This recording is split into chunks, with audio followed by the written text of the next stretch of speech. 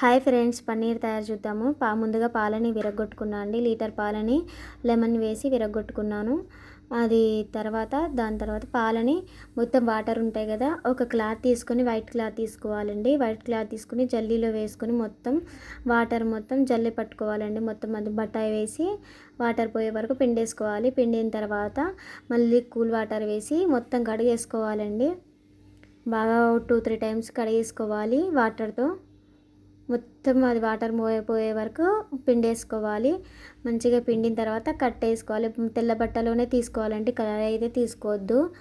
అది మనం ఎంత వైట్ పాలను తీసుకున్నామో అంత వైట్ దాని మీద పెట్టాలండి. అట్లా పెడితేనే మంచిగా పన్నీర్ మంచిగా వస్తుందండి. ఇలా మనం లీటర్ తీసుకున్నాము, లీటర్ వెయిట్ అంటే కిలో వెయిట్ పెట్టామండి. మంచిగా వచ్చింది పన్నీర్ కూడా, బాగా మంచిగా సాఫ్ట్గా వచ్చేసింది పన్నీరు. ఫస్ట్ టైం చేశాను కాకపోతే మస్తు వచ్చింది,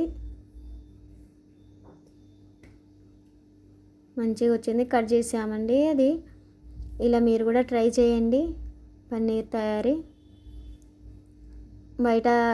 బయట ఏవైనా కెమికల్స్ అవి కలుపుతూ ఉంటారు, కానీ మన ఇంట్లో చేసుకుంటాం కదండి.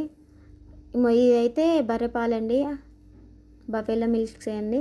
మొత్తం అది కట్ చేసుకున్న తర్వాత కాసేపు 5 మినిట్స్ అలా వాటర్లో ఉంచేసుకోవాలండి.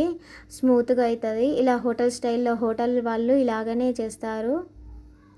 వాటర్లో 5 మినిట్స్ ఉంచేస్తారు. స్మూత్గా ఉంటుంది. పన్నీర్ కూడా బాగా వచ్చిందండి. వాటర్లో వేసిన తర్వాత ఇంకా సాఫ్ట్గా అయిపోయిందండి. కర్రీస్కైనా స్వీట్స్కైనా బాగుంటుంది. మీరు కూడా ట్రై చేయండి. Bye friends.